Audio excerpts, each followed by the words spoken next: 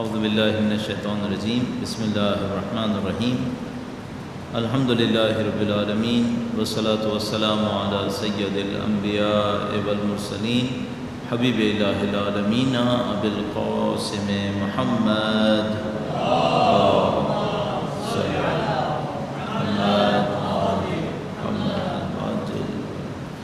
وعلى آلہ الطیبین الطاہرین سیما بقیۃ اللہ فی الارضین قال اللہ تعالی فی کتابہ الکریم بسم اللہ الرحمن الرحیم ونريد ان نمن علی الذین استضعفوا فی الارض ونجعلهم ائمہ ونجعلهم الوارثین۔ ایک بار پھر درود بھیجے گا محمد و آل محمد صلی علی محمد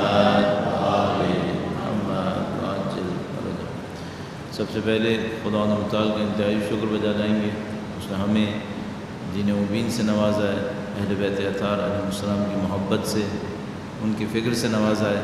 آج کا دن انتہائی مبارک بسعادت ولادت امام ہشتم امام رضا علیہ السلام کا دن تھا۔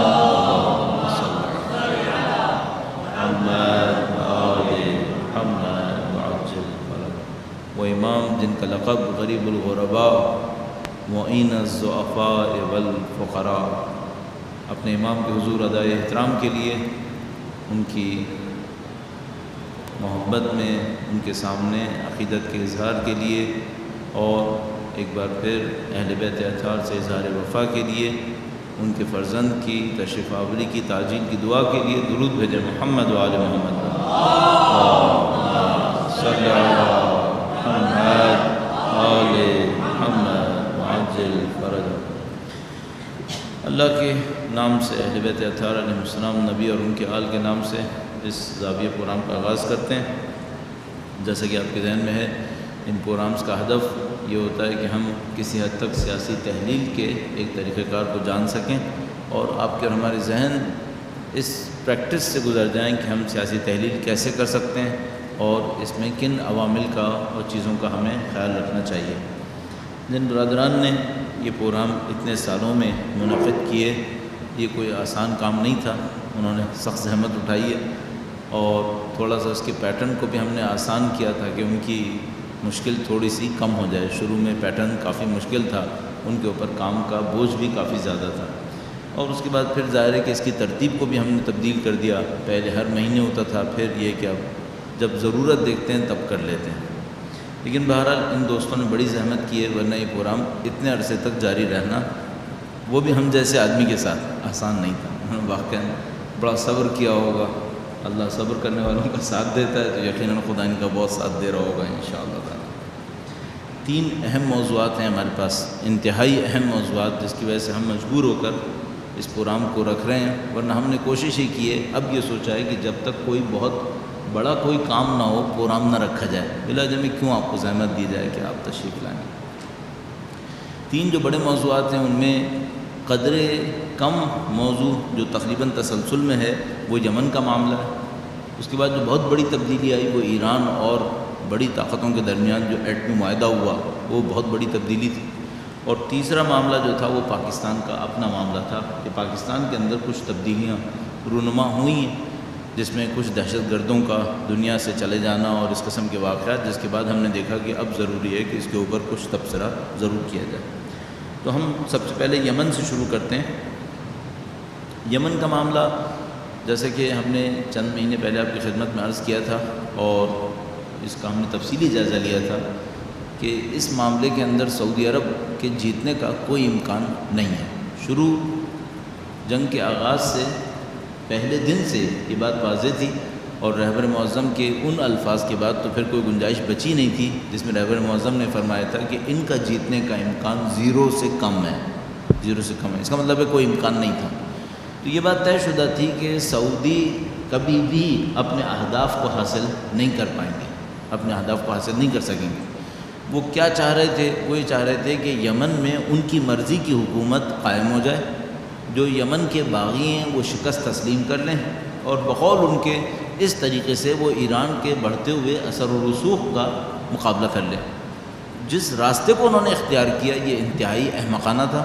رہبر معظم نے خاص کر یہ احمقانہ لفظ استعمال فرمایا کہ یہ احمقانہ کام کیا انہوں نے حماقت کی ہے، چونکہ ان کے کچھ سیاسی اہداف تھے۔ اگر یہ چاہتے تو ان سیاسی اہداف کو بعض سیاسی تدبیروں سے کسی حد تک حاصل کر سکتے تھے، جس میں ان کا معاملہ بھی نبٹ جاتا، اتنی بڑی مصیبت بھی نہ آتی، یمن کے اوپر بھی مصیبت نہ آتی، اور کسی حد تک امن و سکون کے ساتھ یہ معاملہ نپٹایا جا سکتا تھا۔ لیکن سعودیوں نے حماقت کی، سعودیوں نے اگریشن کیا، طاقت کا مظاہرہ کیا، اور وہ ان کے نئے بادشاہ کی وجہ سے، اور اس کا بیٹا جو وزیر دفاع ہے اس کی وجہ سے ہوا ہے، میرا اپنے خیال ہے۔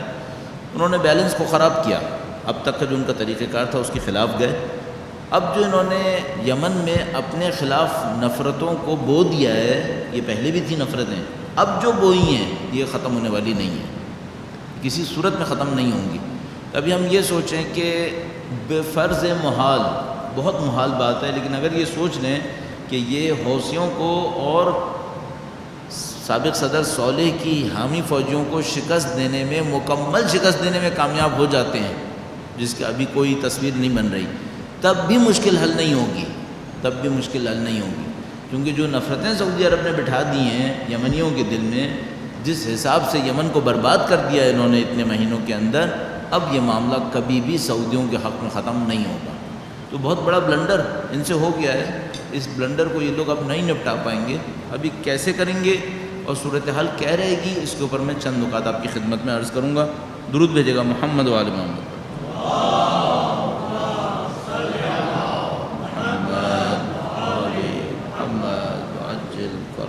ایک بار پھر درود بھیجے گا محمد و آل محمد۔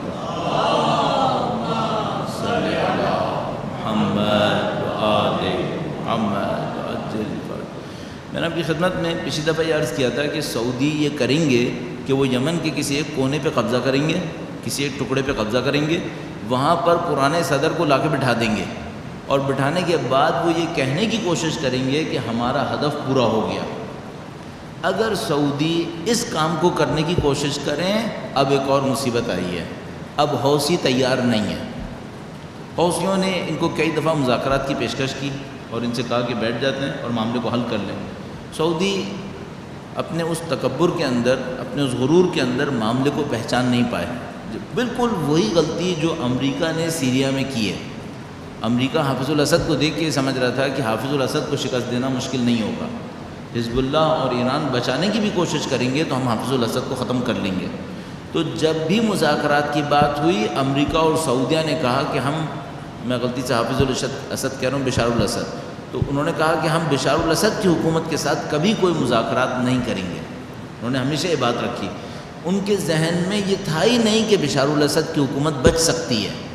اس وقت سعودی یہ سمجھ رہے ہیں کہ حوثیوں کے پاس بچنے کا امکان نہیں ہے، ہم انہیں ہرا لیں گے۔ اب چند مہینے تو ہو چکے ہیں، ہارنے کا کوئی امکان نہیں ہے، لیکن سعودی اس بات کو قبول نہیں کر پا رہے، اپنے دماغ میں اس بات کو قبول نہیں کر پا رہے کہ ہم تمام تر طاقت ہوتے ہوئے حوثیوں کے سامنے پاؤں رکھیں گے، سر جھکا دیں کہ ہاں بھئی ہم قبول کرتے ہیں کہ آپ کو ہم شکست نہیں دے سکے۔ اب ان کی اسٹریٹجی کیا ہے؟ سعودیز یہ سوچ رہے ہیں کہ ہم دو ملک ہیں، ایک سعودیہ اور ایک UAE، متحدہ عرب امارات، یہ دونوں ملک اس وقت اندر آئے ہیں۔ تیسرا پارٹی کر لیتے ہیں، پارٹی بنا لیتے ہیں القاعدہ کے ساتھ پارٹی بنا رہے ہیں۔ تو یہ کوشش کر رہے ہیں کہ ہم دونوں ملک اندر جاتے ہیں، کچھ حصوں کو تقسیم کرتے ہیں، کچھ حصہ امارات کے حصے میں آئے گا، کچھ حصہ سعودیوں کے حصے میں آئے گا، کچھ حصوں میں سعودی شکست دیں گے، کچھ حصے میں امارات اور القاعدہ مل کر شکست دیں گے، اور حوثیوں کو ہم جنوب سے شکست دیتے ہوئے شمال تک پہنچ جائیں گے۔ اچھا، اس کے مقابلے میں حوثیوں کی اسٹریٹجی کیا رہی؟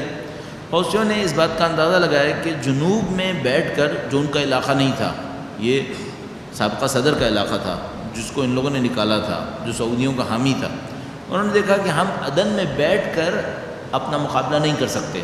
حوثیوں نے اس بات کو نوٹ کیا کہ عدن تو برباد ہو چکا ہے، ہم یہاں بیٹھ کے مقابلہ نہیں کر سکتے۔ انہوں نے اب جو پریفر کیا ہے وہ یہ کہ ہم عدن کو خالی کریں گے اور شمال میں رک کر اپنا دفاع نہیں کریں گے، وہاں سے سعودی عرب کے اندر گھسنے کی کوشش کریں گے۔ لیکن جغرافیہ تھوڑا سا ذہن میں رکھیے گا، عدن کا ایک شمال کا حصہ ہے جو حوثیوں کا ہے، ایک جنوب کا حصہ ہے جو حوثیوں کے مخالفین کا تھا۔ سعودی جنوب سے آئے، انہوں نے جنوب پہ قبضہ کیا، عدن پہ قبضہ کیا، اب یہ شمال کی طرف جائیں گے حوثیوں کو شکست دینے کے لیے، جن کا کیپٹل صنعا ہے۔ حوثی کیا کر رہے ہیں؟ حوثی یہ کہہ رہے ہیں کہ ہم بھی شمال میں جا رہے ہیں، لیکن ہم شمال میں رکیں گے نہیں، ہم سعودیہ کے اندر جائیں گے۔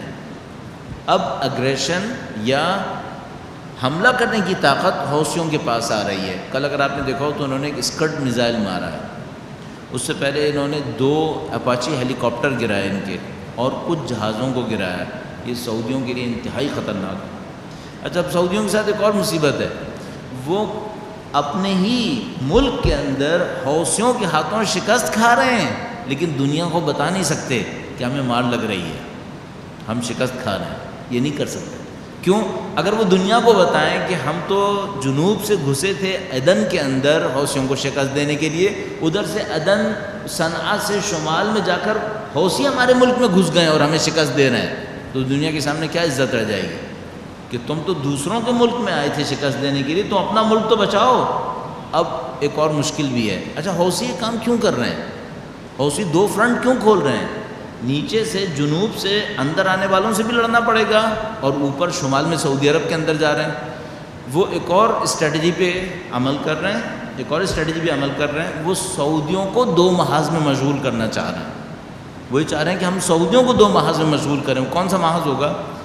میرا اپنے خیال ہے حوثیوں کی کیلکولیشن یہ ہے کہ ہم جتنا سعودی عرب کے اندر گھسیں گے، سعودیوں میں جو حکومت کے ناراضی لوگ ہیں ان کے اندر بغاوت اور ہونا شروع ہو جائے گی، اور سعودی حکومت کو ان بغاوتوں کو نپٹانا ناممکن ہو جائے گا۔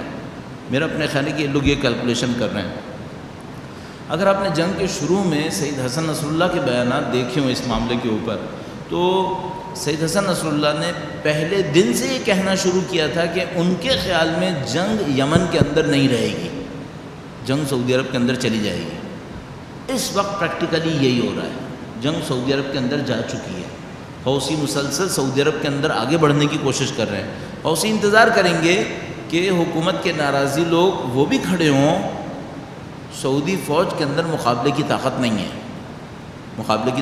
ہے، اس کا مطلب یہ ہے کہ اگلے چند مہینوں میں کیا ہونے والا ہے۔ ایک کیس تو یہ ہے کہ جنگ ختم ہونے کا فی الحال کوئی امکان نہیں ہے اس وقت، اگلے چند مہینوں میں تو جنگ ختم نہیں ہوتی، نظر نہیں آ رہا، ہو جائے تو اللہ جانتا ہے، پہلی بات۔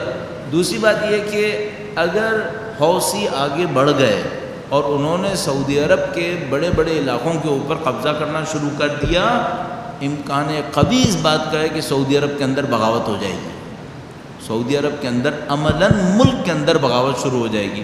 تو میرا اپنا یہ خیال ہے، جو مجھے سمجھ میں آتا ہے، یہ جنگ شاید 6 مہینے، سال، 1.5 سال میں سعودی عرب کے اندر نقشے کی تبدیلی پہ ختم ہوگی۔ مجھے یہ احساس ہو رہا ہے کہ شاید سعودی عرب کا نقشہ اب تبدیل ہونے والا ہے۔ اچھا، اب تبدیل ہونے والے کا مطلب مہینوں بھی ہو سکتے ہیں، سالوں بھی ہو سکتے ہیں۔ یہ تبدیلی دنیا کی بڑی تبدیلیوں میں سے ایک ہوگی۔ اگر یہ ہو گیا تو یہ دنیا کی بڑی تبدیلیوں میں سے ایک ہوگی، تو کوئی بھی دنیا کی طاقت اس کو اتنی آسانی سے ہونے نہیں دے گی۔ بہت بڑا کام ہوگا، لیکن بظاہر یہ لگتا ہے کہ اس جنگ کا اختتام اسی پہ ہوگا۔ سعودیوں کے کچھ حصے ان کے ہاتھ سے جائیں گے، سعودیوں کو اس موقع کے اوپر اپنی شکست کو تسلیم کرتے ہوئے حوثیوں کے سامنے سرنڈر کرنا پڑے گا، مذاکرے کرنے پڑیں گے، لیکن بدقسمتی سے پھر سعودی بچ بھی نہیں پائیں گے۔ اگر سعودی ایک دفعہ حوثیوں کے ساتھ بیٹھنے پہ مجبور ہو گئے، اس کا مطلب ہے پھر آل سعود کا خاتمہ ہو جائے گا۔ تو مجھے ایک بات سمجھ میں آ رہی ہے، وہ یہ کہ اب یہ جنگ ہر صورت میں کم مدت میں یا لمبی مدت میں آل سعود کے خاتمے پہ ختم ہوگی۔ مجھے یہ بات سمجھ میں آتی ہے، ابھی تک تو یہ سمجھ میں آ رہا ہے کہ یا تو کم مدت میں آل سعود جاتے ہیں یا لمبی مدت میں۔ اب اس جنگ کے بعد ان کی بقا کا چانس بہت کم ہو گیا ہے۔ اس اعتبار سے سمجھ میں آتا ہے جو رہبر معظم نے فرمایا تھا انہوں نے حماقت کی ہے، تو یہ حماقت اصل میں کیا ہوئی ہے؟ انہوں نے اپنی طاقت کی نمائش کے لیے جنگ شروع کی، اب ایک ایسے جال میں پھنس گئے ہیں کہ ان کی طاقت کی کمزوری کا اناؤنسمنٹ بھی ہو رہا ہے، بلکہ شاید ان کو اپنے وجود کو بچانے میں بھی مصیبت آئے گی۔ البتہ یمنیوں پہ بہت سخت وقت آیا ہوا ہے، بہت سخت وقت آیا ہے۔ یعنی یہ سمجھ لیجئے کہ جو جنوب کا علاقہ ہے، جو عدن وغیرہ ہے، یہ تو بالکل تباہ ہو چکا ہے۔ جو صنعا کا علاقہ ہے، جو حوثیوں کا کیپٹل ہے، وہاں پہ زندگی چل رہی ہے، لوگ آفیسز جاتے ہیں، باقی زندگی روزگار چل رہا ہے، لیکن ظاہر مشکلات بے انتہا ہیں۔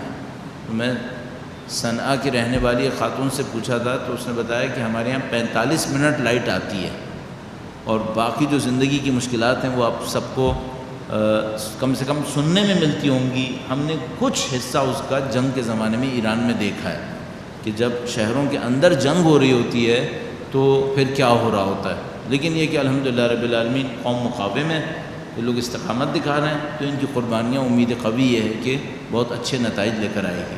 اب یہ ہے کہ دنیا ان کا کس طرح ساتھ دے گی، اور ظاہر ہے کہ دنیا کی طاقتیں تو ساتھ نہیں دیں گی، عوام ساتھ دیں گی، تو عوام کس طرح سے ساتھ دے سکتے ہیں اور کس طریقے سے ان مظلوموں کی حمایت میں آگے جا سکتے ہیں، یہ بہت بڑا منظر آپ کو حج میں ملنے والا ہے۔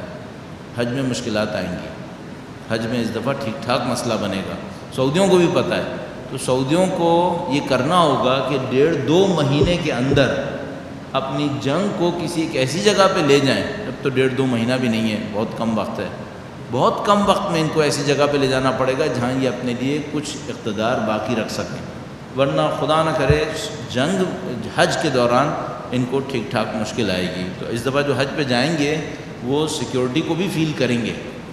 میں 1991 میں حج پہ گیا تھا، جہاں تک مجھے یاد آ رہا ہے 1991 تھا یا 92 تھا، تو وہ جنگ کے فوراً بعد تھا، جب کویت اور عراق کی جنگ ہوئی تھی، اس کے بعد کا زمانہ تھا، تو وہ جو ایک کیفیت تھی سیکیورٹی کی وہ ناقابل تصور تھی۔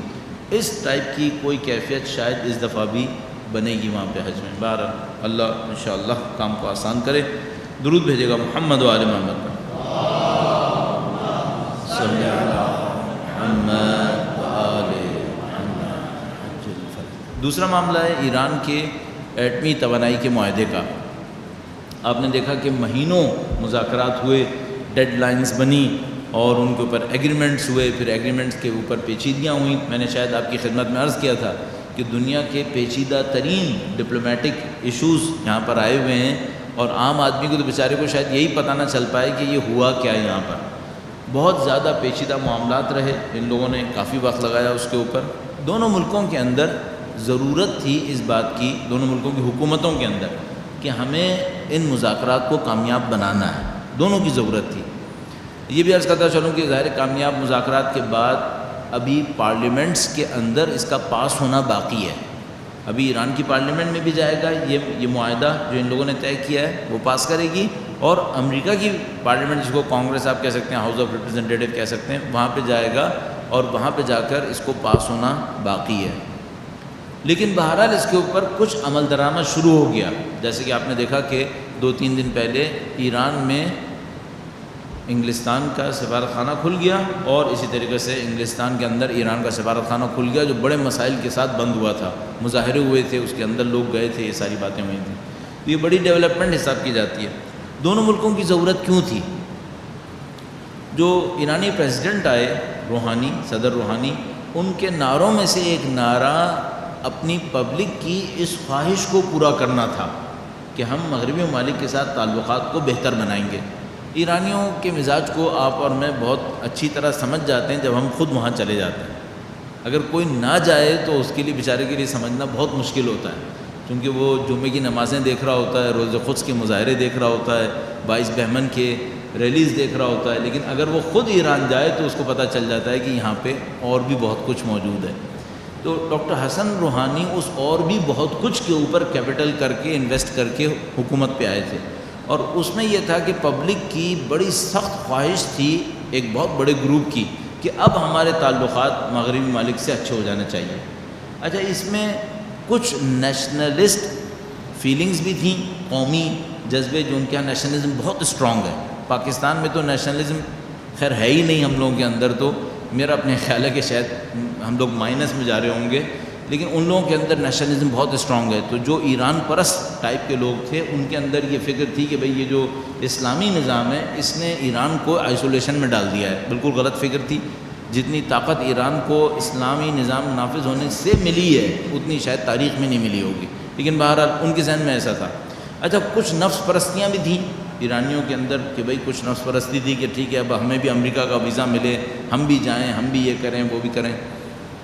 ڈاکٹر روحانی نے اس کے اوپر کافی انحصار کیا ہے اس خواہش کے اوپر، تو انہوں نے تعلقات کو بحال کرنے کی بہت سخت کوشش کی۔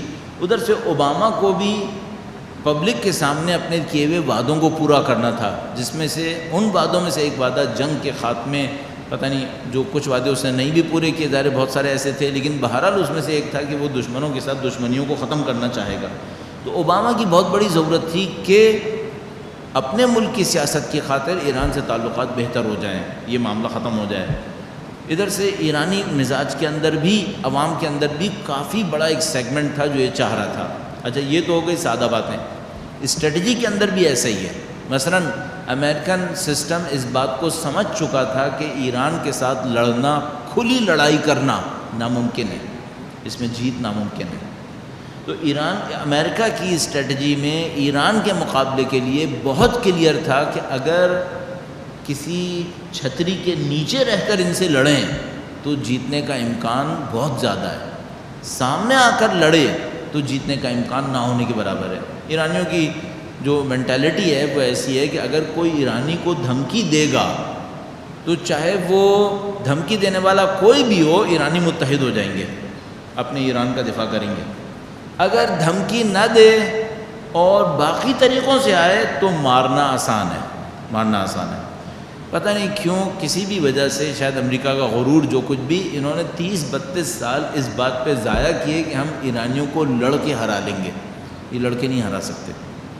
اچھا اب ان کے پاس جو آخری حربہ تھا وہ یہ کہ اندر گھسیں۔ کس میدان سے اندر گھسیں؟ بہت سادہ سے ہیں، اقتصاد سے آ جاؤ، اکانومی میں پینیٹریشن کر لو۔ ایک ملک کی اکانومی اگر آپ کی پینیٹریشن ہو جائے، آپ اندر گھس جائیں تو آپ ویسے ہی اس کو اپنے کنٹرول میں لے سکتے ہیں۔ اس سے بڑھ کر کلچر سے آ جاؤ، کلچر سے آؤ۔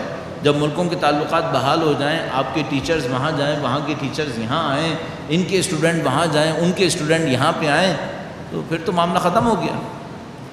آپ ہمارے جو ملک کے اندر ایک پروگرام تھا، ہمارے انٹرمیڈیٹ کے بچے وہاں جاتے تھے، 2 سال وہاں رہ کر آتے تھے، اور جو رہ کر آتے تھے وہ اپنے نام کے آگے فخر سے لکھتے تھے کہ ہم نے 2 سال امریکہ میں گزارے ہیں۔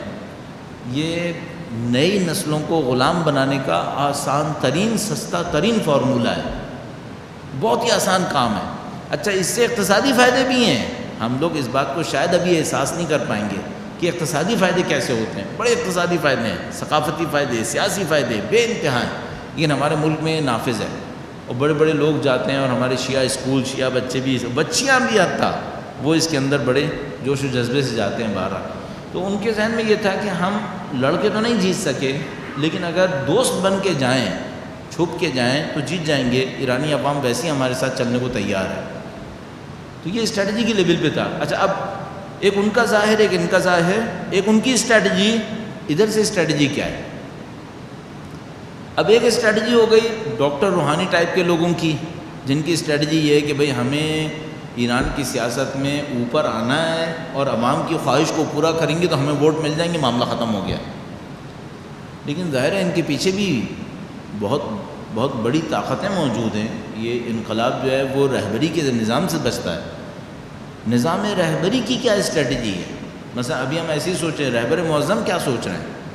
کہ ظاہر ہے کہ وہ یہ نہیں سوچ رہا ہے کہ ہم امریکیوں کو آنے دیں اور دیکھتے ہیں کیا ہوتا ہے۔ یہاں دیکھنے کی کوئی چیز نہیں ہے، آپ کے ملک خطرے میں ہے، آپ کا نظام خطرے کے اندر ہے۔ رہبر معظم کی یہاں پہ یہ اسٹریٹجی بھی نہیں ہو سکتی کہ روحانی کو اگر روکا تو ہمارے اپنے لیے مشکل ہو جائے گی، نہیں، ایسا بھی نہیں ہے۔ اتنی طاقت نہیں ہے ان کے اندر کہ یہ رہبری کے ہاتھوں کو باندھ سکیں، ایسی کوئی مشکل نہیں ہے۔ رہبری چاہے تو ان کو بہت آسانی سے باندھ لے، لیکن رہبر نے کیوں اس طرح سے ان پروگرامز کو ہونے دیا، مذاکرات کو ہونے دیا، اس معاہدے کو بھی ہونے دیا؟ کیوں؟ اس کی بہت سادہ سی وجہ ہے۔ آپ حکم کر کے لوگوں کی تربیت نہیں کر سکتے۔ تربیت کے لیے لوگوں کو اس تجربے سے گزارنا ہوتا ہے، تجربے سے گزریں، خود سیکھیں، آپ رہنمائی کر سکتے ہیں، آپ رہنمائی کر سکتے ہیں۔ بہت اچھی مثال پہلے انتخابات میں، ایران کے انقلاب کے بعد ہونے والے پہلے انتخابات میں تھی۔ بنی صدر کھڑا ہوا اور امام خمینی اپنے بیانات میں فرما چکے تھے کہ میں اس کو اچھی طرح جانتا ہوں، مخالفت نہیں کی۔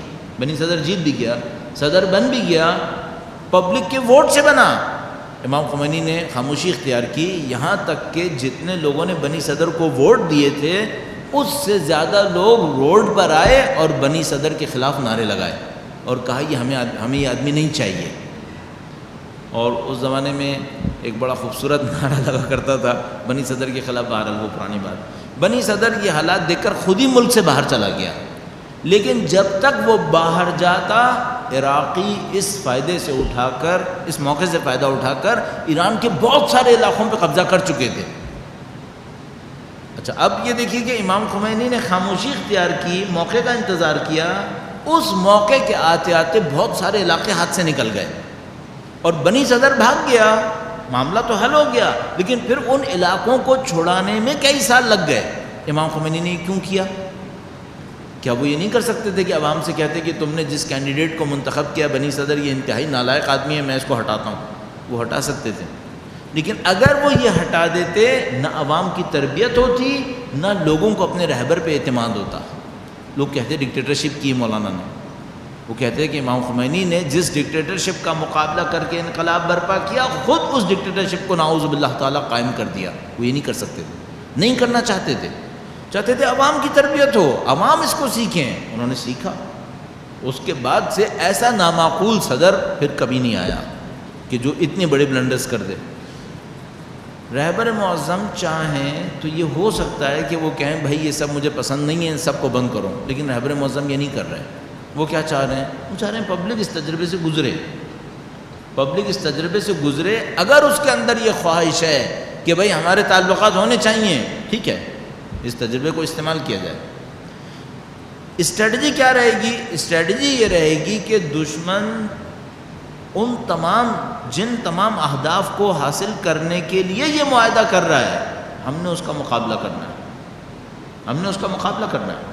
اچھا اب رہبری میں دو طرح سے ہم سوچ سکتے ہیں، تھوڑا سا میں اس کو نظریاتی کر گیا، لیکن تھوڑا سا آپ سوچیے اس طرح سے، اگر لیڈرشپ کو اپنے اوپر کانفیڈنس نہ ہو وہ یہ رسک نہیں لے گا۔ اگر لیڈر کو اپنے اوپر کانفیڈنس نہ ہو کہ ہم اس کا مقابلہ کر سکتے ہیں، کہ دشمن جو سازشیں کرے وہ سازشیں کامیاب نہ ہونے دیں، اگر کانفیڈنس نہ ہو وہ یہ مقابلہ نہیں کریں گے، معاہدے کو نہیں ہونے دیتے، کہتے نہیں اصلا میں اس کا امکان ہی نہیں دوں گا۔ لیکن مجھے یہ بات سمجھ میں آ رہی ہے کہ رہبر معظم کو اپنے نظام اور اپنے نظام کی طاقت کے اوپر اتنا بھروسہ ہے کہ ان کو پتہ ہے دشمن کی سازشوں کا ہم مقابلہ کر لیں گے، ہمیں کوئی ایشو نہیں ہے۔ تو انہوں نے اپنی تقاریر کے اندر واضح طور پر فرمایا کہ اگر دشمن یہ سمجھ رہا ہے کہ وہ اس معاہدے کے ذریعے ہمارے ملک کے اندر سیاسی، اقتصادی اور ثقافتی طور پر نفوذ حاصل کرے گا، تو فرمایا کہ انہوں نے غلط کیلکولیشن کی ہے، نہ ہم نے پہلے کبھی کرنے دیا ہے نہ آئندہ کبھی کرنے دیں گے۔ اس کے بعد انہوں نے ایک اور جملہ فرمایا کہ اب ہمارے پاس اس مقابلے کے لیے وسائل پہلے سے زیادہ ہیں، پہلے سے زیادہ ہیں۔ ایک زمانہ تھا جب ہم لوگ جیسے باہر سے بیٹھ کر دیکھنے والے رہبر معظم کی مظلومیت پہ کہتے تھے کہ اب پتہ نہیں کیا ہونے والا ہے۔ میں نام نہیں لینا چاہ رہا، کن صدر کے زمانوں میں ہم لوگ سوچتے تھے انہوں نے رہبر معظم کو مظلوم کر لیا، اس وقت رہبر معظم نے مقابلہ کیا تھا۔ اب تو طاقت کا زمانہ ہے، اب تو کوئی بھی کچھ نہیں کر سکتا ہے۔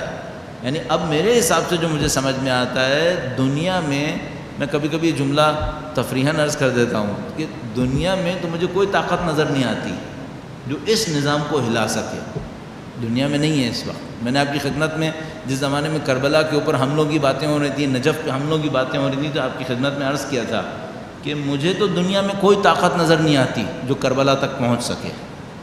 تو اگر کربلا تک پہنچنے کے لیے دنیا میں کوئی طاقت نہیں ہے تو میں آپ کو مطمئن ہو کے کہہ رہا ہوں اس نظام کو ہٹانے کے لیے تو کوئی بھی طاقت نہیں ہے، یہاں بھی کوئی مسئلہ نہیں ہے۔ تو رہبر اس اسٹریٹجی پر عمل کر رہے ہیں جو بظاہر سمجھ میں آتا ہے، وہی کہہ رہے ہیں اگر پبلک کی خواہش ہے اس کو حکم دے کے نہ دبایا جائے، پبلک کو تجربے سے گزرنے دیا جائے۔ دشمن جو سازش کر رہا ہے ہمیں یہ سازش پتہ ہے، دشمن جو ٹولز استعمال کرے گا یا کرنا چاہتا ہے وہ ہمیں پتہ ہے، ہمارے پاس ان کے مقابلے کے لیے ذہن کی طاقت بھی ہے اور وسائل کی طاقت بھی ہے، تو ہم نہیں ڈریں گے، ہم نہیں ڈریں گے، ان کے اس کھیل کے سامنے کھڑے ہوں گے، بلکہ ہم ایک فائدہ اٹھائیں گے، ہم ایک فائدہ اٹھائیں گے۔ وہ کیا؟ ان کا گیم تو ہم نے سمجھ لیا ہے کہ یہ کیا کرنے والے ہیں، اس کو تو نہیں جیتنے دیں گے، اب اس کے مقابلے میں ہم اپنا گیم کھیل لیں گے۔ اچھا آپ اپنا گیم کیسے کھیلیں گے؟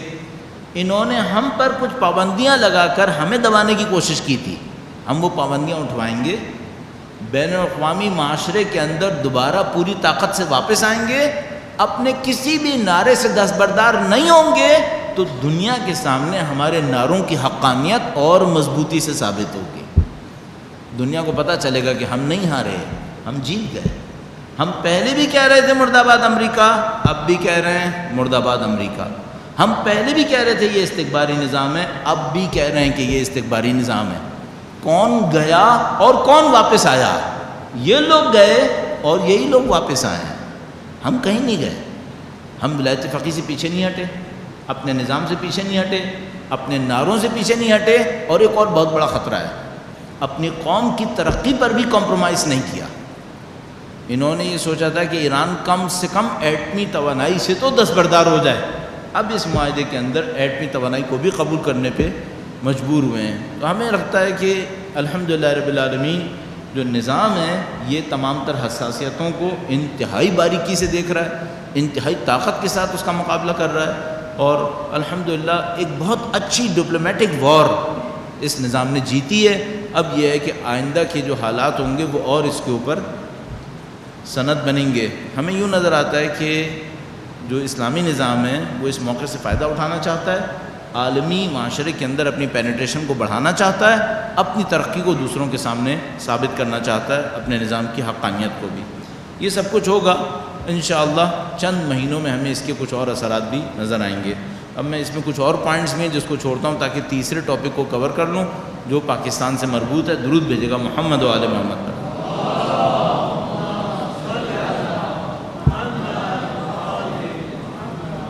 ایک بار پھر درود بھیجے گا محمد و آل محمد پر۔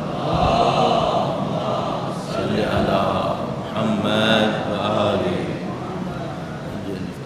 پاکستان میں چند مہینے پہلے جو پشاور میں سانحہ پیش آیا جس کے اندر بڑی تعداد میں مظلوم بچے مرے، اس کے بعد پاکستانی سیاست کے اندر ایک تبدیلی کا اعلان ہوا، اور اس موقع کے اوپر بار بار یہ سوال کیا جاتا تھا کہ آیا یہ تبدیلی سنجیدہ ہے یا غیر سنجیدہ ہے۔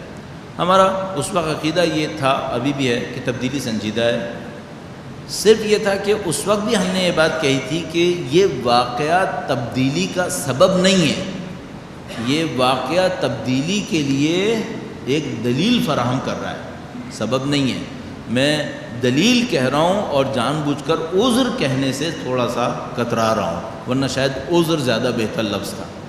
لیکن بہرحال یہ واقعہ سبب نہیں تھا جو پشاور کے اندر ہوا، سبب کچھ اور تھا۔ اس واقعے کو دلیل بنا کر پاکستان کے اقتدار نے، پاکستان کی اسٹیبلشمنٹ نے تقریباً ایک یو ٹرن لیا، اور یو ٹرن لینے کے بعد پاکستان کے اندر حالات کو بہتر بنانے کی کوشش کی۔ 3 محاذ کے اوپر بہتر بنانے کی کوشش کی گئی۔ پہلا محاذ تھا مذہبی دہشت گردی کا، دوسرا محاذ تھا سیاسی دہشت گردی کا، اور تیسرا محاذ تھا کرپشن کا، مالی کرپشن کا۔ تو ان کے ذہن میں یہ تھا کہ جو پاکستان کے اندر اکانومی بری حالت میں ہے اور سیکیورٹی بری حالت میں ہے، اس کے جو مین ریزنز ہیں وہ یہاں پر ہیں کہ اگر آپ مذہبی دہشت گردی ختم کریں، سیاسی دہشت گردی ختم کریں، اور مالی فساد کو، فائنینشیل کرپشن، ان 3 کو اگر آپ کور کر لیں تو پاکستان کے اندر سیکیورٹی امپروو ہو جائے گی، اور سیکیورٹی کے امپروو ہوتے ہی پھر آپ کی اقتصادی ترقی بھی اچھی ہو جائے گی، اور جب آپ کی اقتصادی ترقی اچھی ہو جائے گی، سیکیورٹی بھی فراہم ہو جائے گی، تو آپ کا ملک جن خطرات سے گزر رہا ہے آپ ان کو ان خطرات سے نکالنے میں کامیاب ہو جائیں گے۔ اچھا، یہ تو سب کی خواہش ہوگی کہ یہ 3 کے اوپر عمل ہو، رکاوٹ کہاں پر ہے؟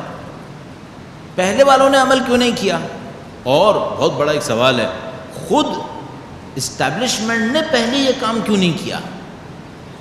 بھائی پاکستان کے اندر اس وقت جو چند مہینے میں تبدیلی آ رہی ہے، یہ پاکستان کی فوج اور پاکستان کی رینجرز کر رہے ہیں نا، تو پہلے کیوں نہیں کیا تھا؟ چند مہینے پہلے کر لیتے، بلکہ چند سال پہلے کر لیتے۔ پھر ایک اور سوال بھی ہے، اصلا خراب ہونے کیوں دیا تھا؟ خراب ہونے کیوں دیا تھا؟ ہم عوام کے حافظے میں ایک پرابلم ہوتی ہے، ہماری شارٹ ٹرم میموری اچھی ہوتی ہے، لانگ ٹرم میموری خراب ہوتی ہے۔ اب مثال کے طور پر فرض کر لیتے ہیں کہ میں نے اس جگہ کے اوپر ایک خرابی کی 2015 میں، اور خرابی کر کے میں چلا گیا۔ اب یہ خرابی یہاں پڑی ہے، کچھ عرصے تک تو لوگوں کو یاد رہے گا کہ یہ جو خراب ہوا تھا نا، یہ فلاں نے کیا تھا، پھر لوگ بھول جائیں گے، زندگی کا حصہ بن جائے گا۔ 5-6 سال کے بعد میں آپ لوگوں سے کہوں کہ بھئی یہ جو خرابی ہے نا، یہ بہت غلط ہے، اب اس کا صحیح ہونا بہت ضروری ہے، اور میں تمام وسائل لے کر آؤں اور اس کو صحیح کر دوں، تو آپ کیا کہیں گے؟ کہ ماشاءاللہ دیکھیں خرابی کو صحیح کرنے والا ایک ہی بندہ تھا۔ اچھا، یہ کوئی پوچھنے والا نہیں ہوگا کہ خرابی کرنے والا بھی ایک ہی بندہ تھا، اسی نے کیا تھا۔ یہ قوم کی میموریز کے ساتھ یہ مصیبت رہتی ہے۔ تو ابھی یہ تھا کہ یہ تو سب کہہ رہے ہیں کہ ماشاءاللہ سبحان اللہ کتنا امن ہو گیا، کتنا سکون ہو گیا، اور کس نے کیا؟ یہ کوئی نہیں پوچھ رہا ہے کہ یہ جو سکون برباد ہوا تھا تو یہ کس نے کیا تھا۔ اچھا، اب میں نے یہ سوچا تھا کہ اس زاویہ کو صرف اسی سے مختص کروں گا۔ پہلے میرے ذہن میں آیا تھا کہ زاویہ 2 دن کا کر لیا جائے، کہ بھئی اس کے اوپر تفصیل سے بات کر لی جائے۔ پھر میں نے کہا کہ آپ لوگوں کی قوت برداشت کا اتنا امتحان نہ لیا جائے، اسی 1 دن پر ہی رکھا جائے، لیکن اس کو تھوڑا سا تفصیل سے ذکر کیا جائے۔ تو وہ یمن اور ایران کا معاملہ بھی بیچ میں آ گیا۔ اب میں یہ کروں گا کہ تقریباً 15 منٹ، میرا دل چاہ رہا ہے 15 منٹ تقریباً اس کے اوپر بات کروں گا کہ یہ جو کچھ ہوا ہے اس کو ہمیں کس پس منظر میں دیکھنا چاہیے، اور جب آپ اس کا پس منظر اچھی طرح دیکھ لیں تو آپ کو یہ بھی آسانی ہو جائے گی سمجھنے میں کہ اس کا آگے کا حصہ بھی ہمیں نظر آ جائے انشاءاللہ تعالی۔ درود بھیجے گا محمد و آل محمد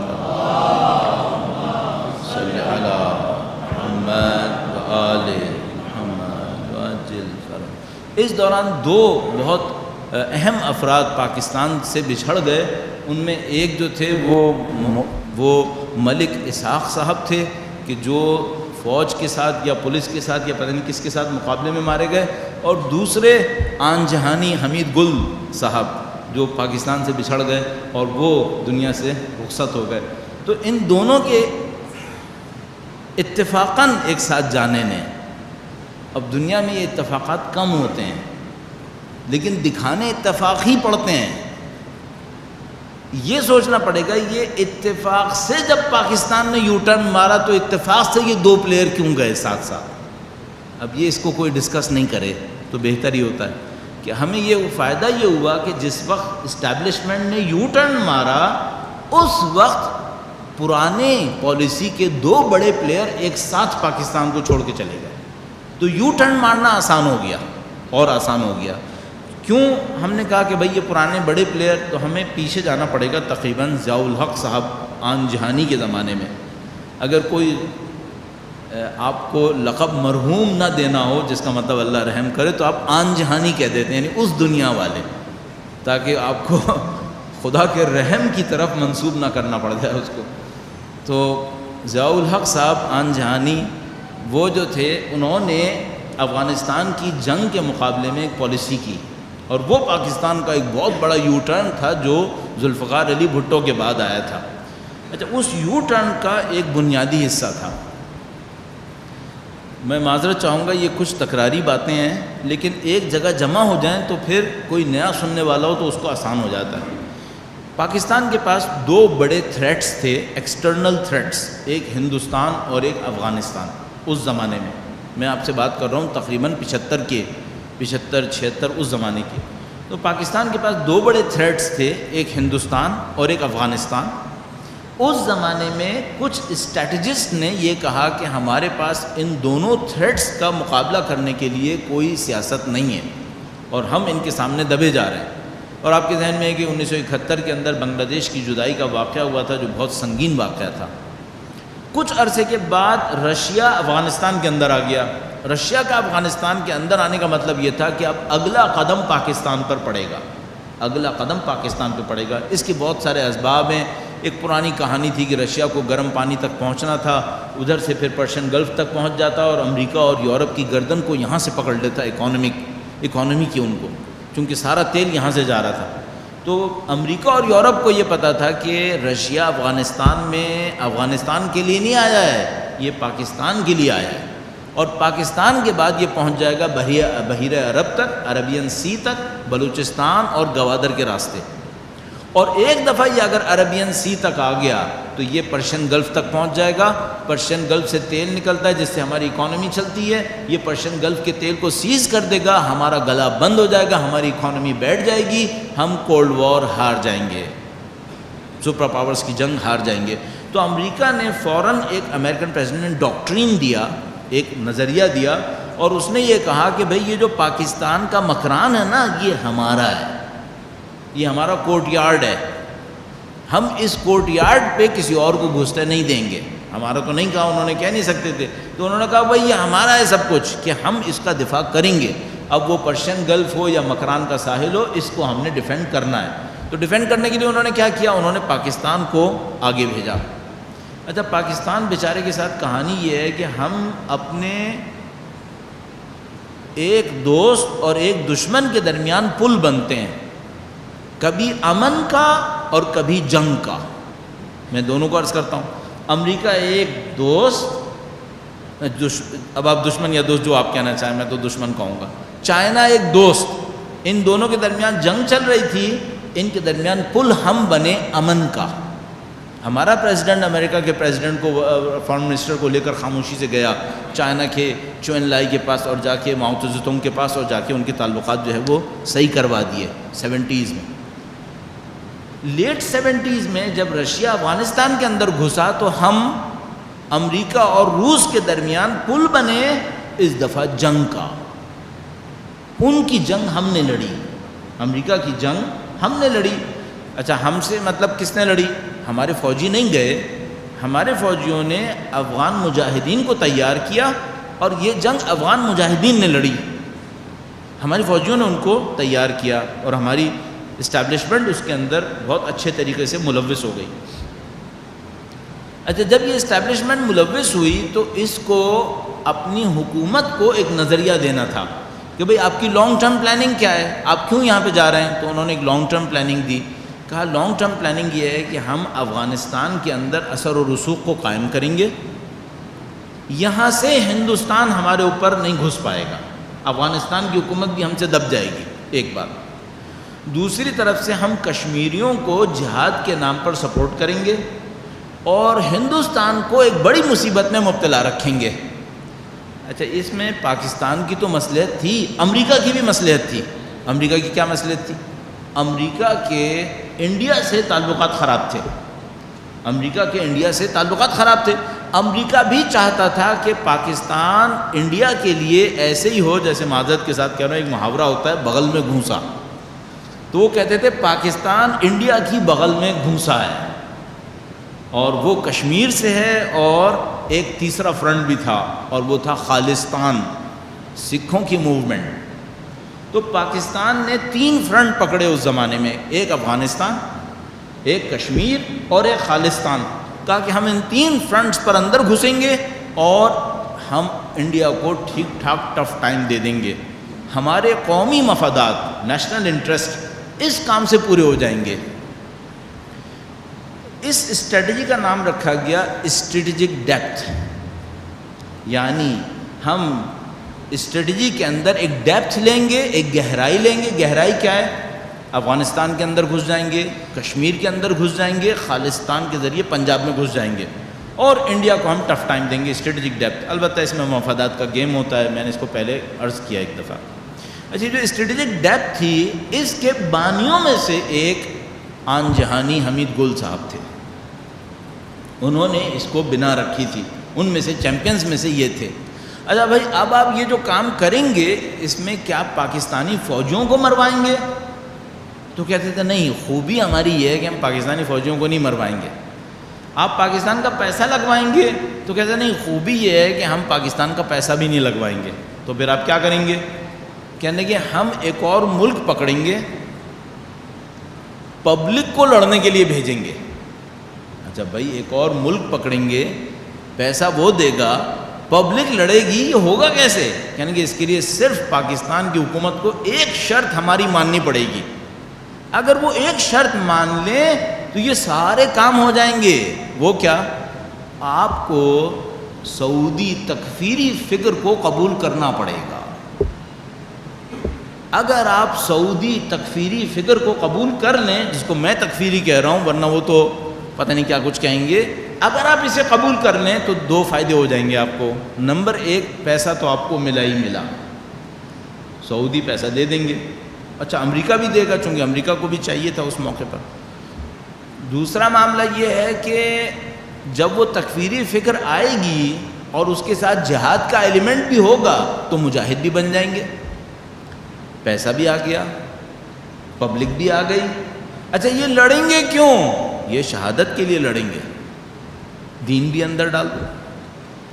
تو اب آپ کے پاس تین ایلیمنٹ اگر اندر آ گئے پاکستان کے اندر تو آپ کی ساری اسٹریٹجک ڈیپتھ پوری ہو گئی ایک کوائن خرچ کیے بغیر۔ سعودیہ پیسہ لگائے گا، آئیڈیالوجی سعودیہ دے گا لڑنے بڑھنے کے لیے، دین کے نام پہ لوگ لڑیں گے۔ حمید گل صاحب کا حلیم تیار ہو گیا، اب اس حلیم نے گل کھلانا تھا، اس نے گل کھلایا اور اس نے رشیا کو ٹھیک ٹھاک ٹف ٹائم دے دیا، ٹھیک ٹھاک ٹف ٹائم دیا افغانستان کے اندر۔ اچھا صاحب وہ رشیا جو تھا وہ بہت ساری اور وجوہات اور اس وجہ سے رشیا افغانستان کو چھوڑ کر پیچھے ہٹنے کو تیار ہو گیا، اس کا ویسے ہی معاملہ ختم ہو گیا۔ ان تمام گیمز کے اندر امریکہ کا بھی ایک رول تھا، امریکہ کا بھی ایک رول تھا۔ یہ گیم بالکل صحیح چلتا رہا یہاں تک کہ جب رشیا افغانستان سے نکل گیا تو امریکنز نے کہا کہ بھئی اب ہمارا یہاں پہ کوئی انٹرسٹ نہیں ہے، انڈیا سے بھی اب ہمارے تعلقات بہتر ہو سکتے ہیں، تو اب ہم آپ کو باقاعدہ گھونسا بننے کے لیے دعوت نہیں دے رہے، اب ہمارا پیسہ یہاں پہ نہیں لگے گا، ہمارا انٹرسٹ یہاں پہ، ہم جا رہے ہیں۔ امریکنز چلے گئے، 88 کے بعد امریکنز تقریباً نکلنے کے لیے تیار ہو گئے، اور اس کے بعد آپ کا گوادر بننا شروع ہوا ہے۔ اگر امریکنز 90 سے پہلے نکل جاتے تو شاید گوادر 40 سال پہلے بن جاتا۔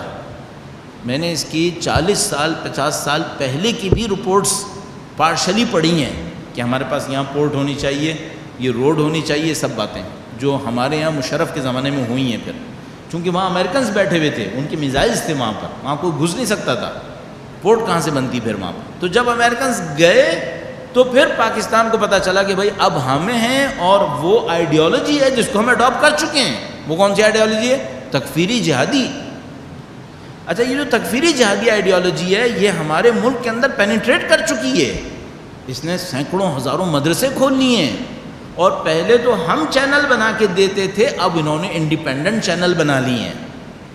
پہلے تو ہم سعودیوں سے کہتے تھے آپ لگاؤ، اب پتہ چلا سعودیوں کے جو انڈیویجولز تھے، ایک ایک آدمی تھا، اس نے بندے پکڑ لیے ہیں، وہ لگا رہا ہے۔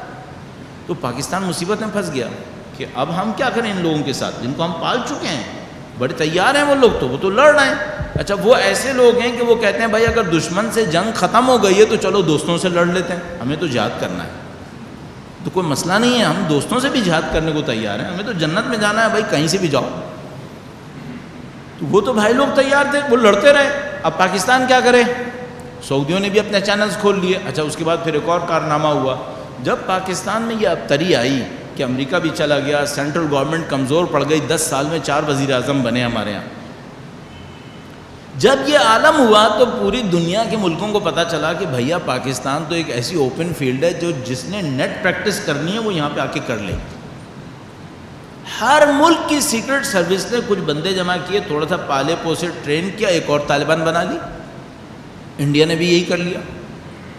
اب پتہ چلا کہ آپ اسٹریٹجک ڈیپتھ میں ان کے اندر گئے تھے، ان کی جو کاؤنٹر ڈیپتھ آئی تو آپ کے جی ایچ کیو پہ بھی حملہ ہو گیا۔ ایئر فورس، نیوی، آرمی، آپ نام لیجئے، سب کا ستیہ ناش مار لیا انہوں نے۔ تو جو کاؤنٹر ڈیپتھ آئی وہ بڑی خطرناک ہو گئی، پاکستان کو سخت مصیبت کا سامنا کرنا پڑ گیا، اور پاکستان کو یہ بات دیکھنی پڑ گئی کہ بھائی وہ جو ہم لے کر چلے تھے کہ ہم ڈیپتھ لے لیں گے، اب ہمارے گلے کو آ گئی ہے۔ اب پتہ چلا کہ انہوں نے پاکستان کے آرمی کے چیف کو بھی تھریٹ کرنا شروع کر دیا، پاکستان کے صدر کے اوپر بھی حملے ہو گئے، تو معاملہ بہت ہی خراب ہو گیا، کسی کے ہاتھ میں رہا نہیں معاملہ۔ پچھلے جو ہمارے آرمی کے چیف تھے وہ اس معاملے میں کافی حد تک کمزور ارادے کے انسان ثابت ہوئے، یا تو اوپر کا کوئی پریشر یا خود بھی ایسے ہی ہوں گے، وہ نہیں کہہ سکتے۔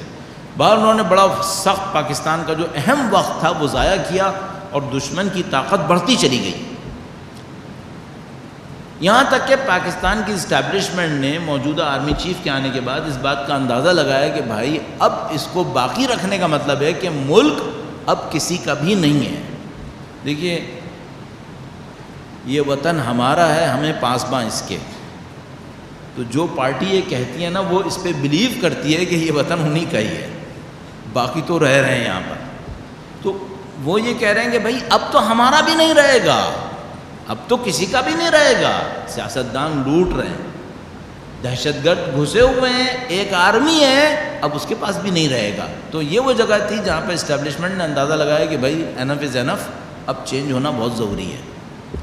اچھا اب چینج تو آپ کریں گے، لیکن چینج آپ کریں گے کیسے؟ تو انہوں نے کہا کہ بھائی پہلا یہ ہے کہ ملک کے اندر سیکیورٹی ہونی چاہیے، سیکیورٹی کے لیے یہ 3 ایلیمنٹس کا مقابلہ کرنا ضروری ہے، مذہبی دہشت گردی، سیاسی دہشت گردی اور فائنینشیل کرپشن۔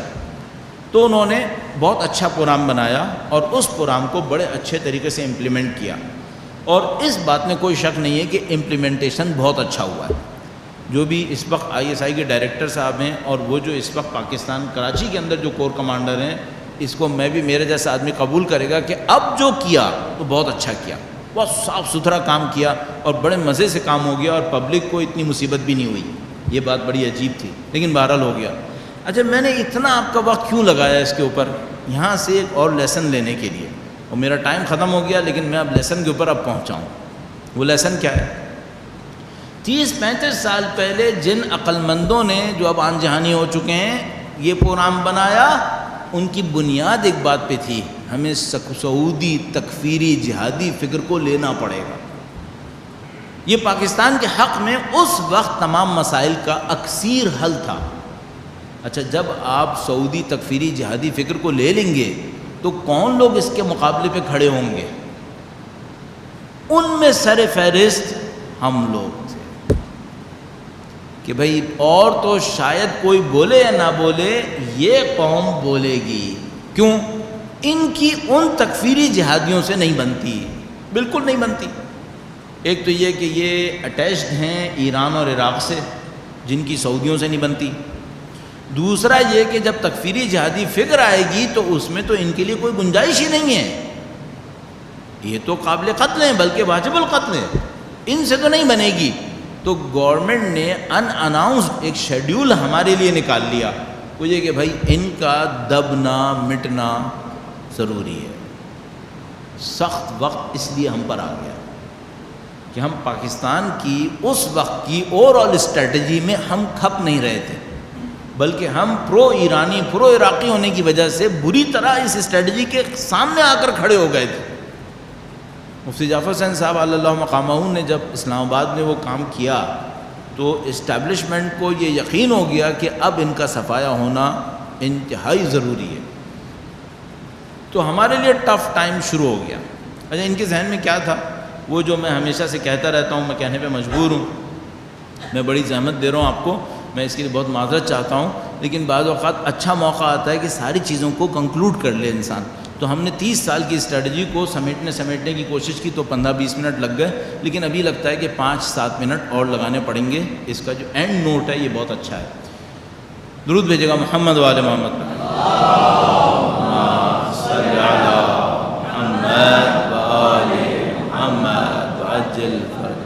سعودی تکفیری جہادی فکر کو آپ لے کر آئیں گے، شیعہ قوم نہیں مانے گی، تو اس کا حل کیا ہے؟ 3 حل جو میں عرض کرتا رہتا ہوں بار بار۔ نمبر 1، اتنا مارو کہ یہ ایک غلط ٹائپ کے تقیے میں چلے جائیں۔ غلط ٹائپ کا تقیہ کیا ہے؟ جس میں دین ہی نہیں بچتا۔ ایک صحیح ٹائپ کا تقیہ ہے جو اہل بیت نے سکھایا ہے، وہ دین بچانے کے لیے دیا ہے۔ ایک غلط ٹائپ کا تقیہ ہے جس میں دینی ہاتھ سے چلا جاتا ہے۔ تو انہوں نے یہ سوچا کہ ہم ان کو مصیبت میں ڈالیں گے، یہ غلط ٹائپ کا تقیہ کریں گے، دین ان کے ہاتھ سے نکل جائے گا۔ انہوں نے سوچا ہمارے لیے۔ دوسری بات کیا سوچی؟ دوسری بات یہ سوچی کہ جب ہم ان کو بہت زیادہ ماریں گے تو ان کے جو ہلکے پھلکے دیندار ہوں گے وہ ویسے ہی دین سے دستبردار ہو کر سیکولر بن جائیں گے۔ سیکولر، وہ کہیں گے یار یہ داڑھی مصیبت ہی ہو گئی، چلو داڑھی یہ صاف کرو۔ مجلسوں میں جانا مسئلہ بن گیا، مجلس میں جاؤ، جمعے کی نماز میں دھماکہ ہوتا ہے، جمعے میں جانے کی کیا ضرورت ہے، ایک اذان، ایک اقامہ اور ایک آخر میں نماز جنازہ، معاملہ ختم۔ سیکولر بن جائیں گے، دو راستے۔ تیسرا راستہ کیا ہے؟ یہ خود بھی دہشت گرد بن جائیں گے۔ جب دہشت گرد بن جائیں گے تو ان کی آئیڈیالوجی خود بخود مر جائے گی، یہ دہشت گردی کے ساتھ زندہ نہیں رہیں گے۔ انہوں نے ہمارے سامنے 3 راستے رکھے۔ الحمدللہ رب العالمین، پاکستان میں تشیع نے مقابلہ کیا۔ ہم شاید اتنے باخبر نہ ہوں، لیکن ہماری قوم کے اندر ایک خوبی ہے، امام حسین نہیں چھوڑ سکتی، یہ ہماری قوم کی خوبی ہے۔ کچھ بھی کر لو، اس پہ کمپرومائز نہیں ہوگا۔ ہمیں نہیں پتا تم کس لیے ہم سے لڑ رہے ہو، ہمیں نہیں پتا ہم نے کیا کرنا ہے، لیکن ہمیں ایک بات پتہ ہے، ہم نے امام حسین کو نہیں چھوڑنا ہے۔ اب جو کرنا ہے کرو۔ تو مجھے یاد ہے جس زمانے میں ہم لوگ یہاں پہ نمائش پہ بیٹھا کرتے تھے، اچھے دن اللہ اکبر، اس میں بھی ایک خوبی تھی۔ تو جب یہاں پہ بیٹھا کرتے تھے تو میں بار بار یہاں پہ اپنے عرائض میں عرض کرتا تھا کہ ہمارے دشمنوں کو ایک بے وقوفی لاحق ہوئی بھی ہے۔ وہ یہ سمجھ رہے ہیں کہ ہم کمپرومائز کریں گے، ہم دنیا کی ہر چیز پہ شاید کر سکیں، ہم حسینیت پہ نہیں کر سکتے۔ یہ ہماری گھٹی کے اندر ہے، یہ ہمارے وجود کا حصہ ہے، ہم اس کو نہیں چھوڑ پائیں گے، ہم مریں گے۔ اچھا، ہماری قوم نے اس مصیبت کے وقت میں امام حسین کے پرچم کو سربلند رکھا، ہم پیچھے نہیں ہٹیں گے۔ الحمدللہ رب العالمین، ہم پاکستان بھر میں کہیں بھی عزاداری سے پیچھے نہیں ہٹے۔ اچھا، ہماری جانیں گئیں، ہمارے بچے یتیم ہوئے، عورتیں بیوہ ہوئیں، بعض اوقات عورتیں اور بچے بھی جانوں سے گئے، قوم پیچھے نہیں ہٹی، قوم نے مقاومت کی، استقامت دکھائی۔ اس استقامت کو اتنا کیا کہ وہ جو الٹیمیٹ رزلٹ تھا وہ پاکستان کی اسٹیبلشمنٹ کو مل گیا۔ وہ الٹیمیٹ رزلٹ کیا تھا؟ تمہاری اسٹریٹجی غلط ہے، پرچم حسینیت صحیح ہے، یہ نہیں ہار سکتا، یہ جیتنے کے لیے ان کو تسلیم کرنا پڑا کہ پاکستان مائنس شیعہ وجود نہیں رکھے گا، پاکستان شیعہ سے نکال کر رہنے کی جگہ نہیں ہے۔ یہ وہ چیز ہے جو قائد شہید جیسے لوگ 30 سال پہلے سمجھا رہے تھے کہ دیکھو تم غلط راستے پہ چل رہے ہو، تم نے جو اسٹریٹجی بنائی ہے یہ اسٹریٹجی غلط اسٹریٹجی ہے، تشیع ہٹا کر پاکستان کا تصور نہیں بنے گا، اور نہ تشیع امام حسین سے ہٹ کر زندگی گزارے گی، ہم کچھ نہیں کریں گے۔ اچھا، ہم نہ پاکستان سے باہر گئے، نہ ہم تہخانوں میں گئے، نہ ہم سیکولر بنے، نہ ہم نے دہشت گردی کی، ہم اپنی جگہ پہ باقی رہے۔ اب میں ایک اور بات آپ کو یاد دلاؤں گا، آپ کو یاد ہے بار بار، اچھا ذرا سا اور حصہ بھی کہہ دوں پہلے، پھر یاد دلاتا ہوں۔ اینڈ کیا ہوا؟ اسٹیبلشمنٹ نے یو ٹرن مار لیا، اسٹیبلشمنٹ تھک گئی نا۔ تو 35 سال پاکستان کے شیعہ سے لڑنے کے بعد آخر پاکستان کی اسٹیبلشمنٹ کو عقل آ گئی نا کہ جو ہم کہہ رہے تھے وہ صحیح تھا، دہشت گردی مت کرو، مذہبی منافرت مت لے کر آؤ، سعودی تکفیری جہادی فکریں مت لے کر آؤ، یہ تمہارے لیے زہر قاتل ہے، یہ ملک کے لیے زہر قاتل ہے۔ مجھے یہ لگ رہا ہے اب اسٹیبلشمنٹ کو بات اچھی طرح سمجھ میں آ گئی ہے۔ ممکن ہے کوئی یہ کہ اس میں ہمارا کیا کردار ہے؟ واللہ کہہ رہا ہوں، اگر ہم مقاومت نہ کرتے نا تو پاکستان نے نہیں بچنا تھا، اس نے ڈوبنا تھا، نعوذ باللہ تعالی، صد نعوذ باللہ تعالی۔ یہ شیعہ کی مقاومت تھی جس نے اس ملک کو دوبارہ سانس لینے کی طرف کھڑا رکھا ہے، ورنہ اس ملک میں مقابلہ کرنے والا کوئی نہیں تھا ان دہشت گردوں کے مقابلے میں۔ الحمدللہ رب العالمین، تشیع نے مقابلہ کیا ہے۔ اب میں آپ کو جو یاد دلانا چاہ رہا ہوں وہ کیا ہے؟ ہماری قوم میں کچھ ایلیمنٹس ایسے ہیں جو ہماری قوم کے ارادوں کو سست، قوم کے ارادوں کو کمزور کرنے کی ہر وقت کوشش کرتے رہتے ہیں، تشیع کے ارادوں۔ تو آپ کو یاد ہے وہ وقت جب ایک جنازہ اٹھتا تھا اور ایک SMS چلتا تھا، اب کیا تھا؟ اپنی باری کا انتظار کرو، آتا تھا نا ایک، یاد ہے آپ کو؟ اور اس میں آتا تھا کب تک خاموش بیٹھے رہو گے بزدلو، تم نے چادریں اوڑھ لی ہیں، تم نے یہ کر لیا ہے۔ اب سمجھ میں آ گیا؟ اس کو کہتے ہیں مقاومت، اس کو مقاومت کہتے ہیں۔ الحمدللہ رب العالمین، قوم نے کسی پہ ظلم نہیں کیا، ہم کبھی ظالم نہیں بنے، ہم کبھی دہشت گرد نہیں بنے، ہم کبھی قاتل نہیں بنے، یہ ہمارا فخر ہے۔ ہزاروں قوم کو سلام کرنا پڑے گا، مقاومت دی انہوں نے دہشت گردی نہیں کی، ہم نے الحمدللہ پورے پاکستان کے اندر تشیع نے یہ کام نہیں کیا۔ عزیزان محترم، آپ کو حکمت عملی کی طاقت پر انحصار کرنا ہوتا ہے۔ ایک جملہ ہمیشہ ذہن میں آپ کے رہے گا انشاءاللہ، دشمن کو مارنے سے پہلے اس کی اسٹریٹجی کو مارو۔ دشمن بعد میں مرے گا، پہلے اسٹریٹجی مارو تاکہ وہ خود بخود مرے۔ اسٹریٹجی کو کل کرو۔ اسٹریٹجی کو مارنے کے لیے کیا کرنا ہوگا؟ اسٹریٹجی سمجھو، ان کی اسٹریٹجی کیا ہے، آپ حکمت عملی سمجھیں، حکمت عملی کا مقابلہ حکمت عملی سے کریں۔ ان کی حکمت عملی ان 3 پوائنٹس پہ تھی، آپ کی حکمت عملی صبر کے اوپر، استقامت کے اوپر تھی۔ اور خدا بار بار کہہ رہا تھا قرآن کریم میں، ان اللہ مع الصابرین، خدا صبر کرنے والوں کے ساتھ۔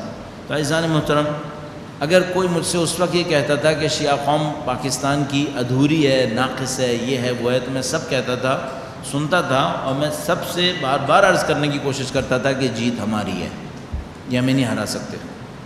اور میں ایک کیلکولیشن بار بار عرض کرتا تھا کہ روزانہ 10 بھی ماریں گے تو ہمارے 3,500 مریں گے، ہم کبھی ختم نہیں ہوں گے۔ کیا خیال ہے اب کون ختم ہوا؟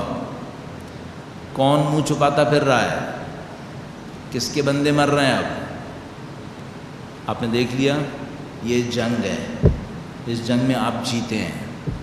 لیکن مجھے افسوس اس بات کا ہے کہ کوئی اس بات کا جشن منانے کو بھی تیار نہیں ہے کہ ہم جیتے ہیں۔ کوئی اس کا جشن بھی نہیں منا رہا کہ ہم جیتے ہیں۔ عزیزان محترم، آپ نے اپنی استقامت سے اس حکومت کے ارادوں کو تبدیل کیا ہے، بڑوں کے ارادوں کو تبدیل کر لیا ہے۔ اچھا اب آئیے، آپ کہیں گے ہر دفعہ 5-6 منٹ کہتا ہے، 2-3 باتیں اور کر دوں۔ نمبر 1، چیلنج چینج ہوگا، آپ نئے چیلنج میں جائیں گے۔ پرانے چیلنج کے ختم ہونے اور نئے چیلنج کے آنے میں 4-5 سال وقت ملے گا، مجھے لگتا ہے 4-5 سال ٹائم ملے گا ہمیں نئے ادارے بنانے پڑیں گے۔ 2000 کی ابتدا میں ہمیں چند سال ملے تھے سکون کے، اس وقت الحمدللہ رب العالمین کچھ ادارے بنے تھے۔ اب کچھ اور سکون کا ٹائم ملا ہے، ہمیں کچھ ادارے اور بنانے پڑیں گے، لیکن 2-3 چیلنج بہت بڑے آ رہے ہیں۔ وہ کیا ہیں؟ نمبر 1، سختی میں اداروں کو وسائل ملنا آسان ہوتا ہے، آسانی میں مشکل ہوتا ہے۔ تو آپ نے جو بڑے ادارے بنائے تھے ان میں سے کچھ ادارے ختم ہو جائیں گے۔ مصیبت یہ ہے، آپ نے سختی میں کچھ بڑے ادارے بنائے ہیں جو بہت اچھے ادارے ہیں، بدقسمتی سے آسانی کے وقت میں ان میں سے کچھ لوگ شکست کھائیں گے، باقیوں کو آپ بچائیے۔ فوراً دیکھیے گا آپ کے مضبوط ادارے جو سختی کے دور میں بڑے اچھے کام کر رہے تھے، ایسا نہ ہو آسانی کے دور میں شکست کھا جائیں، میدان سے باہر چلے جائیں، انہیں بچائیں فوراً۔ اب میں اداروں کا نام نہیں لے سکتا ہوں، کیونکہ اگر نام لوں گا تو پارشلٹی آ جائے گی کہ اس کا نام لیا اس کا نہیں لیا، لیکن کچھ ادارے سختی میں جائیں گے، آپ کو ان اداروں کو فوراً بچانا پڑے گا عقل مندی کے ساتھ۔ پہلا مسئلہ کیا ہے؟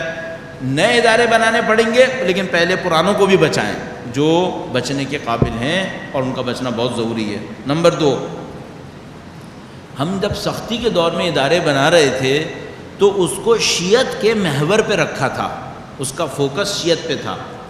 اب جو نئے ادارے بنانے ہوں گے اس کا فوکس پوری قوم کو رکھنا ہوگا، پوری قوم کو رکھنا ہوگا۔ ہمیں نیشنل انٹیگریشن کی طرف جانا پڑے گا، ہمیں اس موقع سے فائدہ اٹھانا چاہیے۔ جس طرح میں نے عرض کیا کہ اسلامی ایرانی نظام موقع سے فائدہ اٹھا کر انٹرنیشنل کمیونٹی میں واپس جا رہا ہے، آپ کو اور ہمیں اس موقع سے فائدہ اٹھا کر فوراً پاکستان کے نیشنل لیول کے اوپر چمک جانا چاہیے۔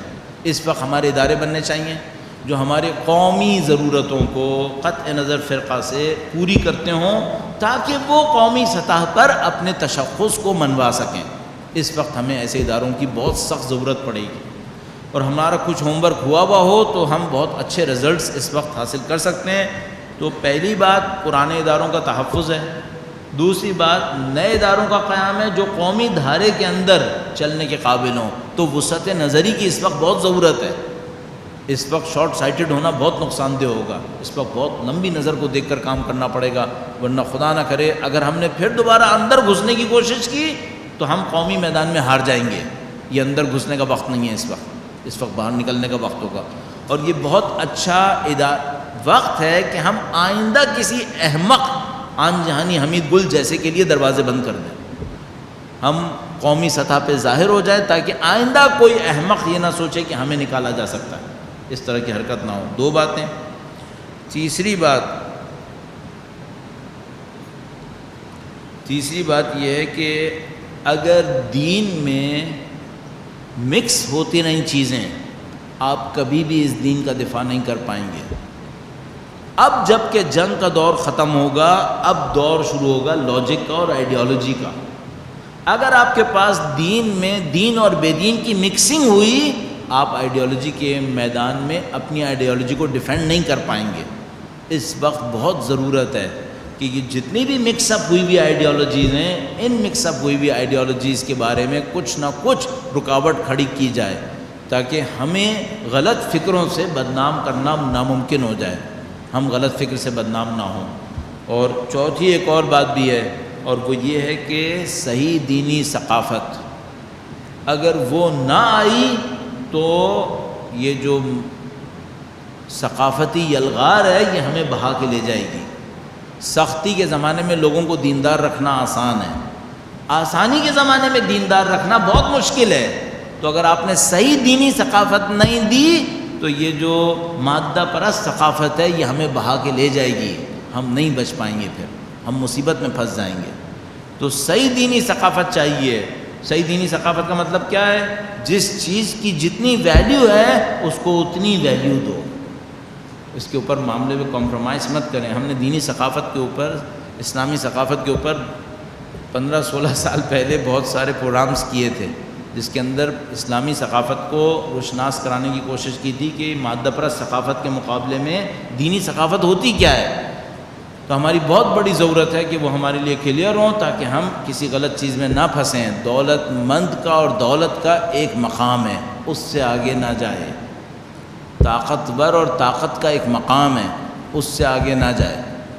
دینداری ایک ویلیو رکھتی ہے، وہ ویلیو ملنی چاہیے۔ ان تمام باتوں کو ہم ثقافت کے اندر لے کر آتے ہیں، اور معنویت آپ کے لیے بنیاد ہے۔ میں نے آپ کا بہت وقت لیا اور بڑی لمبی گفتگو ہو گئی، اور آخری پارٹ تو بہت ہی لمبا ہوا۔ اس کی وجہ یہ تھی کہ کچھ بنیادی ترین مسائل تھے جو اس وقت ہمارے سامنے تھے، اور اس کے اوپر بولنا انتہائی ضروری تھا۔ آپ میں سے جن لوگوں کو وقت کی دقت ہو وہ براہ مہربانی بغیر کسی تکلف کے ہال چھوڑ کر تشریف لے جائیے گا۔ ظاہر ہے کہ آپ کے پاس کوئی مجبوری نہیں ہے، کوئی بندش نہیں ہے، آپ جا سکتے ہیں۔ ہم نے ابھی کچھ سوال جواب کا سیشن کرنا ہوگا جو خود بھی تھوڑا سا 30-35 منٹ تو معمولاً لگا ہی لیتا ہے۔ تو اب جو بھی ظاہر ہے جس انداز پہ اپنے وقت کے حساب سے دیکھ کے آنا جانا چاہے وہ آرام سے کر سکتا ہے۔